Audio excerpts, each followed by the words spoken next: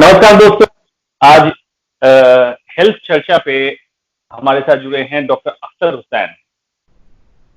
कलकत्ता से इन्होंने एमबीबीएस किया, MS Patna medical college Patna से किया और एमसीएच यूरो में, यूरोलॉजी जिसको हम कहते हैं हिंदुस्तान में, ये इन्होंने वाराणसी से किया। फिर अलीगढ़ जैन मेडिकल कॉलेज में कुछ दिनों तक काम करके वापस लंदन में सेटल हैं। इनकी कहानी मैं देख रहा था तो नवादा और गया बिहार में एक जगह है, उसमें छोटे से गांव से इनकी यात्रा तय हुई, आज लंदन में है। और खास बात यह है, कोरोना के समय में जहां काम कर रहे हो वहां भी कोरोना के मरीज का इलाज किया जाता है और बीइंग यूरोलॉजिस्ट इनकी भी ट्रेनिंग एक्स्ट्रा की जा रही है कि अगर जरूरत पड़े तो इनको भी साथ लिया जाए। अख्तर भाई, आपका स्वागत है हिंदुस्तान में, काफी लोग आपको देख रहे हैं। धन्यवाद। बात तो स्वास्थ्य पे ही करेंगे क्योंकि आमतौर पे हेल्थ केयर सिक केयर होता दिख रहा है, तो हम बात स्वास्थ्य की करें तो बेहतर है। सिक केयर की बात करने वाले तो बहुत लोग होते हैं। आप किस परिप्रेक्ष्य में देखते हैं हिंदुस्तान में हेल्थ को जो देखा जा रहा है, या हेल्थ फैसिलिटी या हेल्थ केयर सिस्टम को जो देखा जा रहा है? आप लंदन में बैठे हैं, हिंदुस्तान में आपने काम किया है, दोनों को देखते हुए क्या आपका कहना है? हेल्थ सेक्टर तो एक ऐसी चीज है जिसको जितना बेहतर किया जाए वो पूरे देश के लिए, पूरे प्रांत के लिए, हर जगह के लिए अच्छा रहता है। तो मेरी जर्नी, मैं गांव में पला बड़ा हूँ, वहाँ की धूल देखा हूँ, वहाँ के जंगलों को देखा हूँ, और अभी भी साल में तकरीबन एक बार तो गांव भी जाना हो जाता है। इंडिया तो मैं बहुत ज्यादा जाता हूँ। तो 1980 से लेकर के आज तक क्या चेंजेस हुए हैं या हो रहे हैं, उससे थोड़ा बहुत जानकारी मेरी है। तो इंडिया में या साउथ एशिया में और वेस्टर्न कंट्रीज में एक खास बात तो जरूर है, कमियां तो हर जगह होती हैं, अलग अलग तरह की कमियां होती हैं, लेकिन एक खास बात ये है वेस्टर्न वर्ल्ड में कि लोग काफी अप्रिशिएटेड हैं। हम लोगों के काम को अप्रिशिएट किया जाता है, नॉर्मल टाइम में भी और कोरोना के टाइम में तो बिल्कुल अजीब सी बात है। मैं अपने हॉस्पिटल की बात बताऊं कि जो लोकल स्टाफ हैं, नर्सेस, एडमिन स्टाफ इंक्लूडिंग, हमारे हॉस्पिटल के सामने एक प्रीमियर इन है होटल, उन्होंने सबको कहा कि if you don't want to go home, अगर आपके घर में बूढ़े हैं, बीमार हैं कोई लोग और उनको आप प्रोटेक्ट करना चाहते हैं, you can take room here और हम लोग उसको प्रोवाइड करेंगे। तो कुछ सारे स्टाफ वहां रहते हैं। हमारे मेरा जो हॉस्पिटल है उसके 3 अदर हॉस्पिटल्स भी हैं। सारे हॉस्पिटल्स में car parking free for any staff. हमारा तो मान लीजिए कि कुछ कार पार्किंग का हमने पहले से भी लिया हुआ है, बहुत सारे स्टाफ ने लिया हुआ है, लेकिन जहां पे नहीं है, पब्लिक कार पार्किंग को लिख दिया है कि एनएचएस स्टाफ फ्री, तो हम कहीं भी पार्क कर सकते हैं। हम अब ट्रेन से जाते ही नहीं है लंदन। फूड की बात करें, फूड इज फ्री।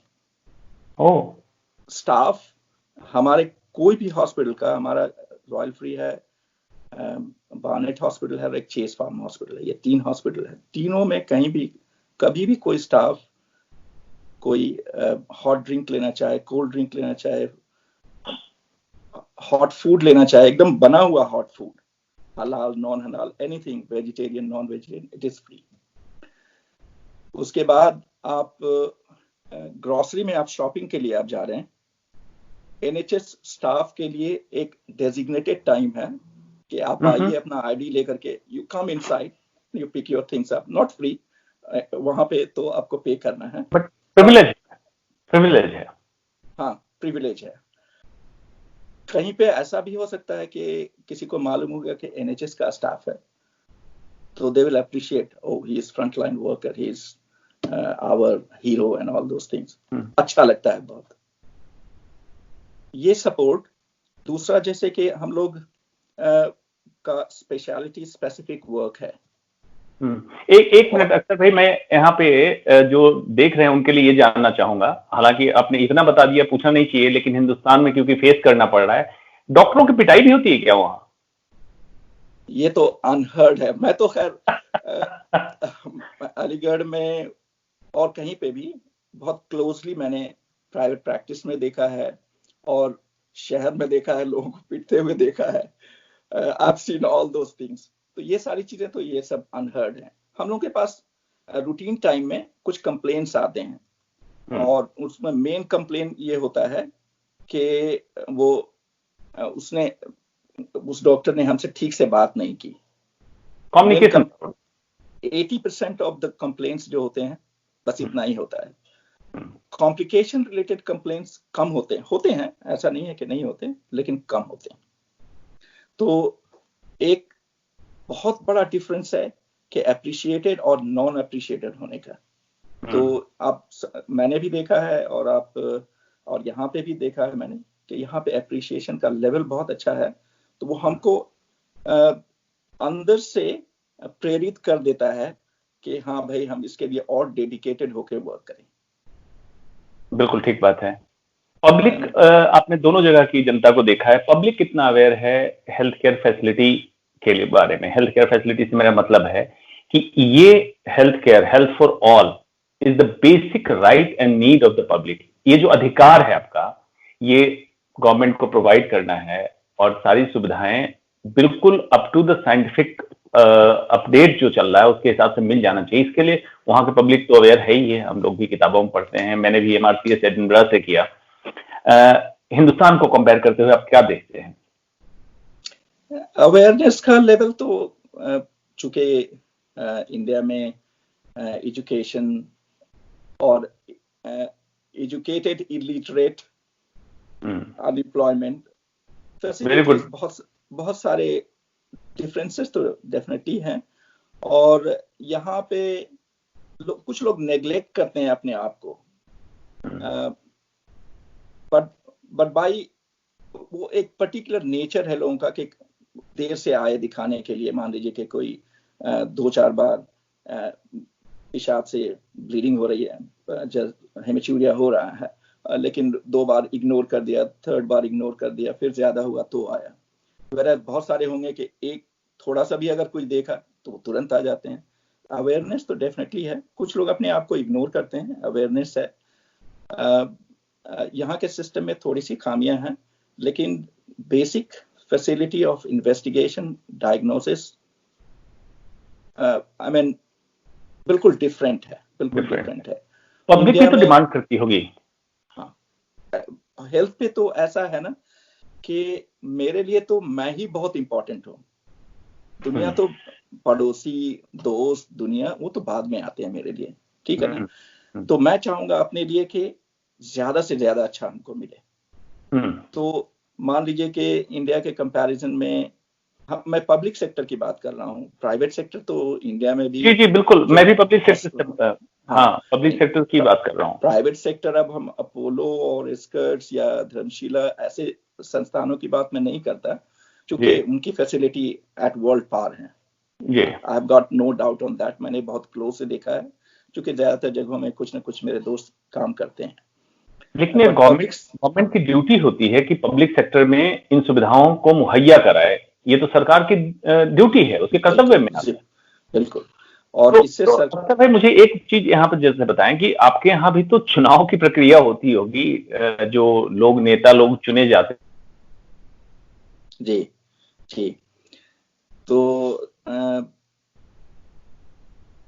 पॉलिटिक्स होती है, लेकिन इस बात पे यहाँ पे हमको नहीं लगता कि पॉलिटिक्स होती है कि हेल्थ केयर की फैसिलिटी को कम कैसे किया जाए। ऑलवेज बात होती है कि कैसे और बढ़ाया जाए, बेहतर किया जाए। बजट में मोर और लेस एवरी ईयर कुछ ना कुछ बढ़ोतरी होती है, 10 बिलियन वगैरह की बढ़ोतरी ऑलवेज होती है। अब जैसे नॉर्मल बजट है मान लीजिए 130 बिलियन का, तो उसके अलावा भी क्राइसिस के टाइम में या सर्दी के टाइम में जब यहाँ ज्यादा मरीज होते हैं तो 10-20 बिलियन कहीं से कहीं से आ ही जाता है। उसके बावजूद भी पेशेंट्स अनसेटिस्फाइड रहते हैं, डिमांड और रहती है, और इसको कैसे बेहतर से बेहतर किया जाए इस पे हमेशा चर्चा होती रहती है। पॉलिटिक्स में हेल्थ केयर फैसिलिटी को मेरा सोचना है कि नहीं लाया जाता है। मैं यही सोचता हूँ कि पॉलिटिक्स में नहीं लाया जाता है। अभी आप सुना होगा कि वो एक कंट्रोवर्सी हुई थी जब डोनाल्ड ट्रंप आए थे और ये बात हुई थी कि NHS को प्राइवेटली अमेरिकन कंपनीज लेगी, उस पर यहाँ पे बहुत हंगामा हुआ था। तो NHS को प्रायोरिटी रखा जाता है, और यहाँ के लिए या किसी भी देश के लिए पब्लिक सर्विसेज बहुत जरूरी है। और इंडिया में तो इतना ज्यादा काम होना चाहिए इस पे, और कुछ अच्छे लोगों को गाइडेंस देना चाहिए या गवर्नमेंट को सुनना चाहिए कि इसको बेहतर कैसे बनाया जाए। जी, आपने तो यहाँ तक बात कह दी कि यहाँ पॉलिटिक्स में कहाँ हेल्थ को नहीं लाया जाता, यहाँ तक बात कह दी। और उसका दूसरा पहलू हिंदुस्तान में क्या है, पॉलिटिक्स को हेल्थ को पॉलिटिक्स पे डिस्कस नहीं किया जाता है, मतलब अनटच्ड है। GDP का 1.28% हेल्थ बजट है इतने बड़े कंट्री के लिए। और स्लोली एक न्यू नॉर्मल, अख्तर भाई याद होगा जब हम लोग MBBS कर रहे थे, ये माना जाता था जो इलाज कहीं नहीं होगा मेडिकल कॉलेज में हो जाएगा। और कैसे स्लोली स्लोली न्यू नॉर्मल करके एक कॉर्पोरेट को, बिजनेस हब को बढ़ाया गया और समझा दिया गया लोगों को कि इलाज होगा तो सिर्फ प्राइवेट सेक्टर में होगा, पब्लिक सेक्टर में कोई भी सुविधा नहीं है। और लोग ऊब के छोड़ के चले गए, आउट ऑफ पॉकेट एक्सपेंडिचर बढ़ा। तो आपने बिल्कुल सही बात कही कि ये तो मुद्दा डिस्कशन का होना ही नहीं चाहिए, पॉलिटिक्स के बियॉन्ड इसको रखो, पब्लिक सर्विसेज को। बिल्कुल, एजुकेशन और हेल्थ, ये दो चीज तो मैं सोचता हूँ कि गवर्नमेंट या किसी भी देश के लिए ये बहुत लॉन्ग टर्म इन्वेस्टमेंट है, और इसका रिटर्न 100% है, 500% है। इसका कभी नेगेटिव रिटर्न नहीं होगा। बहुत अच्छी बात गवर्नमेंट करे वो बेहतर है। और खास करके आप हेल्थ की बात कर रहे हैं, मतलब है प्रिवेंशन भी एक हिस्सा होना चाहिए, नॉट ओनली डिजीज क्योर। बहुत बहुत जरूरी है, हेल्थ प्रिवेंशन तो इतना जरूरी है। इंडिया डेवलपिंग कंट्री है या डेवलप्ड कंट्री अब हो गया है, ये अलग बात है, लेकिन जमीनी स्तर पे आप गांव में चले जाएं, शहरों में भी जो डिप्राइव्ड एरिया है वहां पे भी चले जाएं आप, तो आपको वो देखने को नहीं मिलेगा कि हाँ यहाँ कोई प्राइमरी प्रिवेंशन का कोई कॉन्सेप्ट भी है। आपने वही बात छेड़ दी, गांव वाली बात छेड़।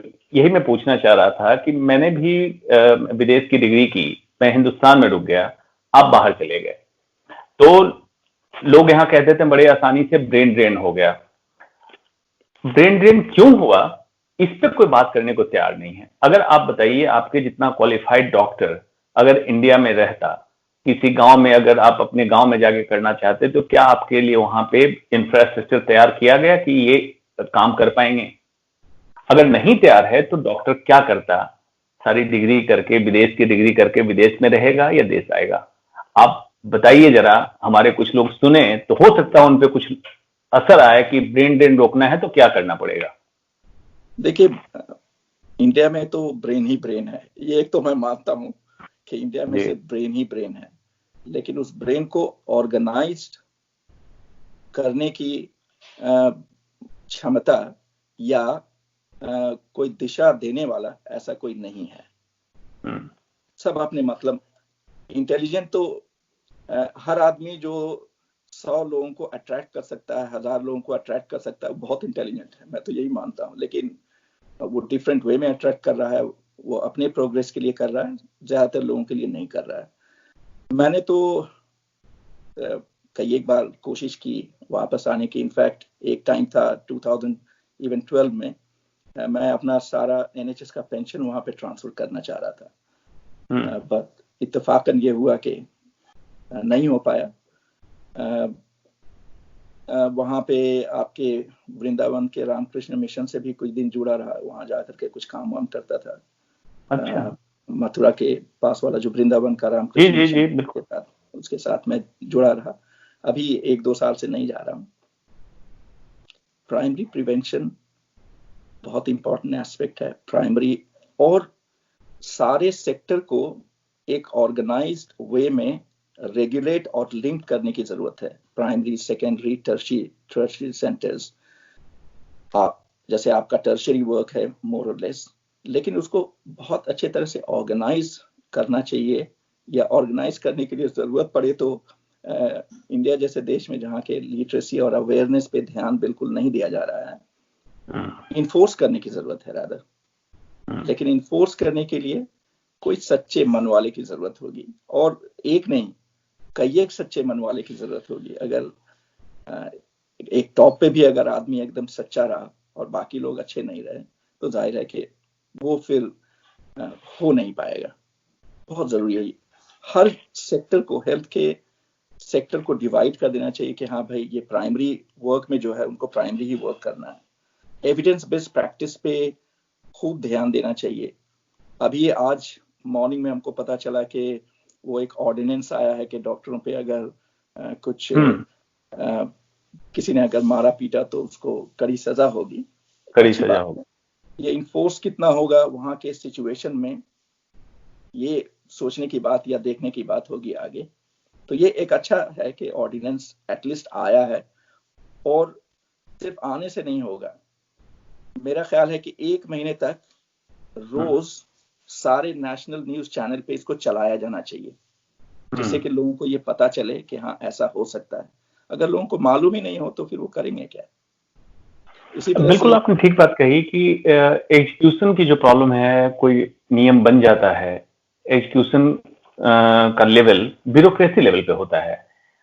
आपको भी पता है हिंदुस्तान में ब्यूरोक्रेसी लेवल हेल्थ को किस तरह से देखता है, या health care staff in general, doctors, nurses, paramedical staff को ब्यूरोक्रेसी किस लेवल से देख रहा है।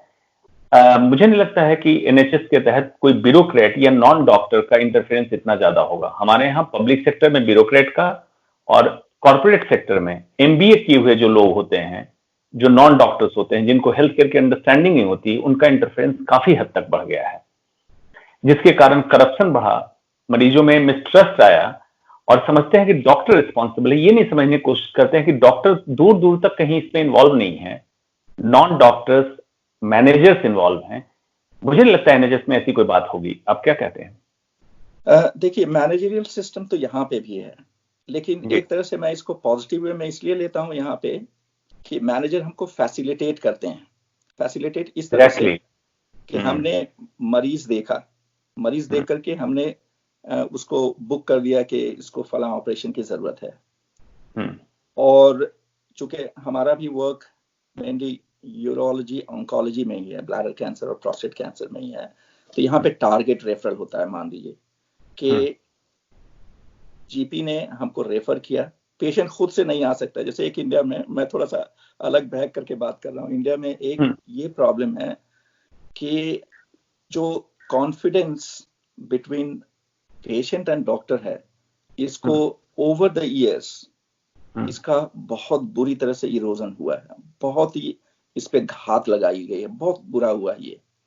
चूंकि हाफ ऑफ द ट्रीटमेंट जो है कॉन्फिडेंस है, दोनों के बीच जो बात है, और मरीज हमको समझे कि हाँ हम इसको अच्छी तरह से इलाज कर रहे हैं, उसमें मैं एक्सेप्ट करता हूँ कि कुछ डॉक्टरों का भी दोष है, ऐसा नहीं है, लेकिन ज्यादातर दोष गलत फहमियां फैलाकर पैदा हुई है। और मरीज के बीच और डॉक्टर के बीच एक कॉन्फिडेंस का रहना बहुत ज्यादा जरूरी है। अब वहां पे ये एक प्रॉब्लम हो गई है कि चूंकि सेक्टर ऑर्गेनाइज नहीं है, तो एक मरीज जो है आपके पास गया, मेरे पास गया, उसके पास गया, और जो एविडेंस बेस्ड प्रैक्टिस नहीं भी करता है, दूसरे डिफरेंट तरह के लोग हैं, वो उनके पास गया, तो उसको कोई किसी पे कॉन्फिडेंस ही नहीं है, और उसकी वजह से उसका इलाज भी सही नहीं होता है। बहुत सिर्फ डॉक्टर की वजह से नहीं, पेशेंट की वजह से भी उसका अपना इलाज सही नहीं होता। तो ये अवेयरनेस की बात है। और जहां तक मैनेजर का सवाल है, यहाँ पे जो मैं ये कह रहा था, मैं उसको देखता हूँ कि फैसिलिटेट करता है। अब हमने बुक कर दिया केसेस, लिख दिया कि इसका जो है ऑपरेशन 2 वीक में होना है। अब वो मैनेजर के ऊपर वो प्रेशर है कि वो उसको कैसे फैसिलिटेट करता है, बिकॉज ही और शी हैज टू आंसर कि इसका कंप्लायंस 90% हुआ कि नहीं। जैसे गवर्नमेंट का गाइडलाइन है कि 2 वीक रेफरल रूल हुआ, उसका 90% मान लीजिए कंप्लायंस है। अगर नहीं कंप्लायंस हुआ तो they will be fired first. हम लोग के ऊपर तो बात ही नहीं आएगी। मेन काम फैसिलिटेशन का है, इसमें तो मैं पूरी तरह सहमत हूं। लेकिन अगर डॉक्टर के ऊपर डिसीजन मेकिंग होने लगे कि आपको यही कंज्यूमेबल्स इस्तेमाल करना है या काम ऐसे ही करना है, तो हेल्थ केयर तो चौपट हो जाएगा, मुझे ऐसा लगता है। आई थिंक यहाँ पे समहाउ अपने आप को प्रिविलेज ही समझना चाहिए। सिंपल वर्ड में प्रिविलेज या ऊपर वाले की दया दुआ जो भी कुछ है, ऐसा समझना चाहिए कि ऐसी चीजों को फेस यहाँ पे नहीं करना होता है। सवेरे ड्राइव करके हॉस्पिटल पहुंचे, हमको मालूम है कि इतने पेशेंट देखने हैं, हमको मालूम है कि उसका हम ये इन्वेस्टिगेशन लिख देंगे तो इन्वेस्टिगेशन हो जाएगा। रूटीन केसेस के डिले होंगे, कैंसर केसेस के विदिन हमारे हॉस्पिटल में तो और ज्यादा प्रिविलेज है कि आपको जस्ट ब्रीफली अगर बताऊं कि प्रोस्टेट कैंसर का एक डायग्नोस्टिक के लिए अगर भेजा जाता है तो नॉर्मली ही seen within a week, same day उसका एग्जामिनेशन फला MRI स्कैन करते हैं।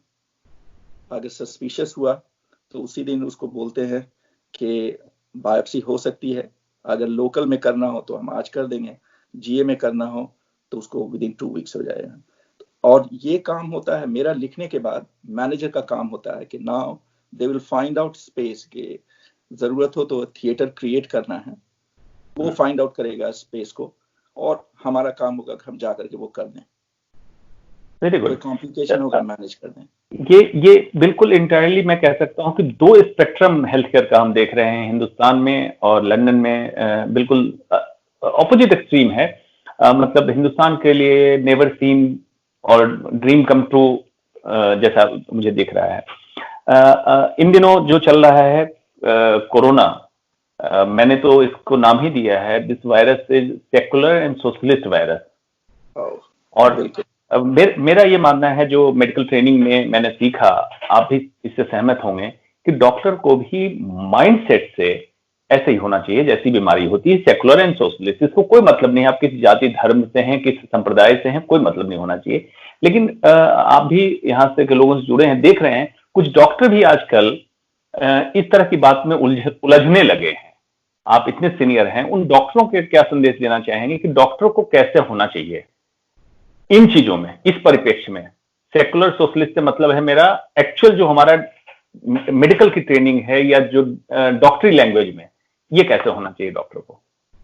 हाँ बिल्कुल, मतलब जैसे हमने कहा कि वो कॉन्फिडेंस जो है बिटवीन डॉक्टर एंड पेशेंट रहना बहुत जरूरी है, और इसको अगर किसी भी दिशा में अदर देन पेशेंट और डॉक्टर रिलेशनशिप में अगर किया जाएगा, कलर, धर्म, जाति, प्रदेश, देश, किसी भी कोई भी कलर अगर दिया जाएगा तो सारे लोग अपने आप को बेसिकली नुकसान पहुंचा रहे हैं, खुद को नुकसान पहुंचा रहे हैं, अपने जनरेशन्स को नुकसान पहुंचा रहे हैं, पूरी देश के लिए, प्रदेश के लिए, मानवता का नुकसान पहुंचा रहे हैं। हम डॉक्टर का अपना सिर्फ एक ही धर्म है, काम करें अपना, मरीज हमको दुआ देता है या अप्रिशिएट करता है, अच्छा लगता है सबको, in spite of the fact कि भाई हम जब काम करेंगे तो I have to earn also. ऐसा कभी हो ही नहीं सकता कि हम फ्री में काम करेंगे। ये एक वहां पे मैं ऑलवेज समझता हूं कि इसको बहुत पब्लिक को भी जानने की जरूरत है, और चाहे न्यूज चैनल में हो, कहीं पे भी हो, ये बताना बहुत जरूरी है कि भाई डॉक्टर जो है वो अपने नॉलेज के हिसाब से ट्रीटमेंट करता है, उस नॉलेज को एक्वायर करने के लिए उसने कुछ मेहनत भी की है, और उसका अपना परिवार वगैरह भी होता है। वो फ्री में जो है उसे एक बेसिक नीड जो है सबको होती है और डॉक्टर को भी होती है, एंड बिकॉज उसकी लाइफस्टाइल कुछ इस डिफरेंट ढंग की होती है तो उसकी रिक्वायरमेंट भी थोड़ी सी अलग होती है, उसको पैसे की जरूरत होती है। भाई वो सिर्फ आकर के वो हमको भगवान करने से हमको कोई फायदा नहीं होगा। अप्रिसिएशन अच्छा लगता है, बल्कि अप्रिशिएट नहीं भी करे तो हम लोग अगर किसी पेशेंट को ट्रीट करते हैं और वो अच्छा हो जाता है तो हमको अपने आप अंदर बहुत अच्छा फील होता है। हमारे यहाँ अप्रिसिएशन में आपने ध्यान दिया होगा तो ताली थाली बजाई गई, घंटी बजाई गई, दिए वे जला दिए गए। ऐसा अप्रिसिएशन आप चाहेंगे क्या लंदन में?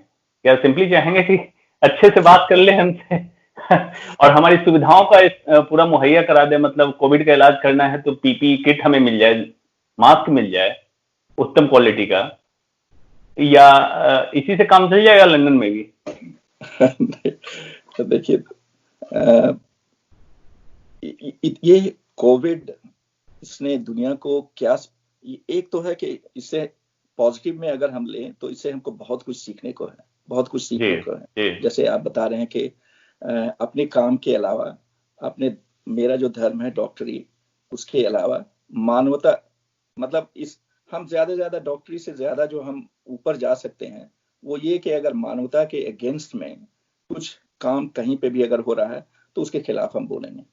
उसके अलावा उससे ज्यादा पॉलिटिक्स के लिए हमारे पास समय भी नहीं है और उससे ज्यादा हमको जाने की जरूरत भी नहीं है। हमारा काम है सिर्फ है मानवता के में लगे रहना और उसके द्वारा हमारा अपना जीवन अर्पण भी मतलब वो जीविका भी चाहिए हमको, है ना। तो आपने 3 लेवल पे मैसेज दिया। एक मैसेज दिया पब्लिक के लिए, हिंदुस्तान की जनता के लिए कि डॉक्टरों को रिस्पेक्ट करो, पैसा डॉक्टर कमाएगा, क्यों कमाना है कि उसके घर की रोटी भी चलनी है।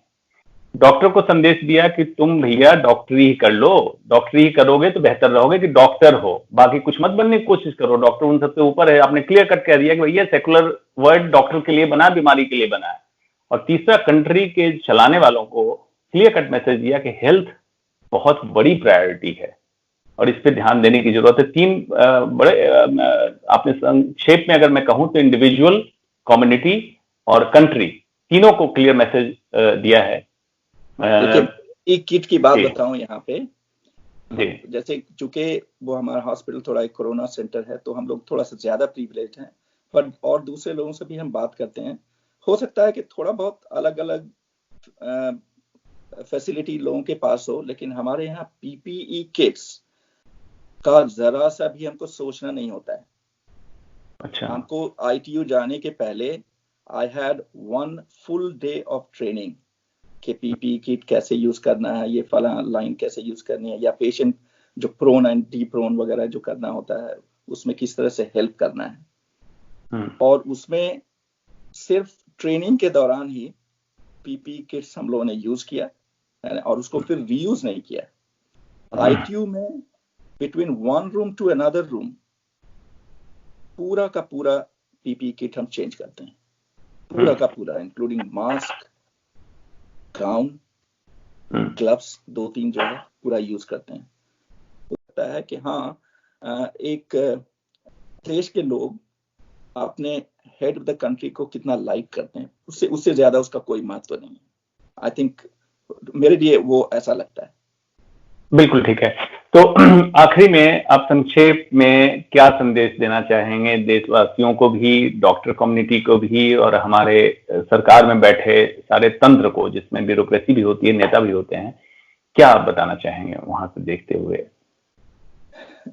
एक तो जैसे हम पहले बता रहे थे कि हेल्थ, एजुकेशन, ये सारे लोगों की मूलभूत जरूरत भी है और अधिकार भी होना चाहिए।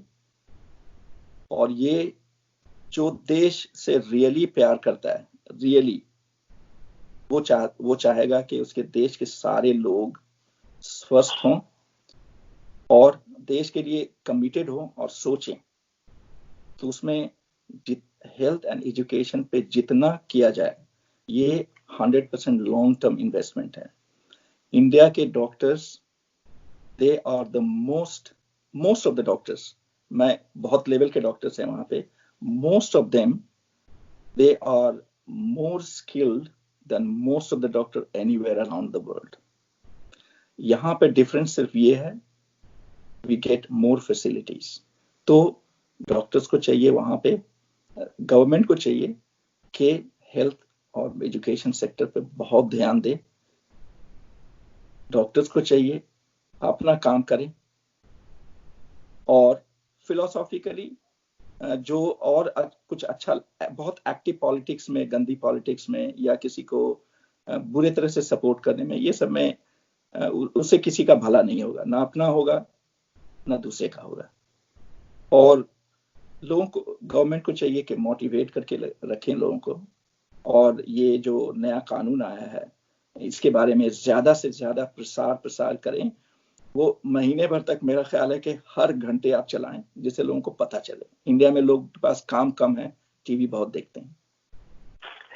तो संक्षेप में आप सुन रहे थे डॉक्टर अख्तर हुसैन को, बहुत सौम्यता के साथ जो बातें इन्होंने कही है, और मैं सारे हुक्मरानों से, देशवासियों से ये कहूंगा अगर इनकी थोड़ी भी बात मान लें तो शायद मैं इसलिए कह रहा हूं कि उम्मीद नहीं है कि आप मानेंगे, अगर मान लें तो स्वास्थ्य सेवाएं सच में बेहतर हो जाएगी और अगर स्वास्थ्य सेवाएं बेहतर हुई, इंफ्रास्ट्रक्चर बेहतर हुआ, तो ब्रेन ड्रेन अपने आप रुक जाएगा, आपको कुछ करने की जरूरत नहीं होगी। अगले सीरीज में अगर आपको कुछ भी पूछना है, सवाल भेजिए। डॉक्टर अख्तर हुसैन को हम फिर से गुजारिश करेंगे दोबारा आने के लिए। तब तक के लिए धन्यवाद। Thank you.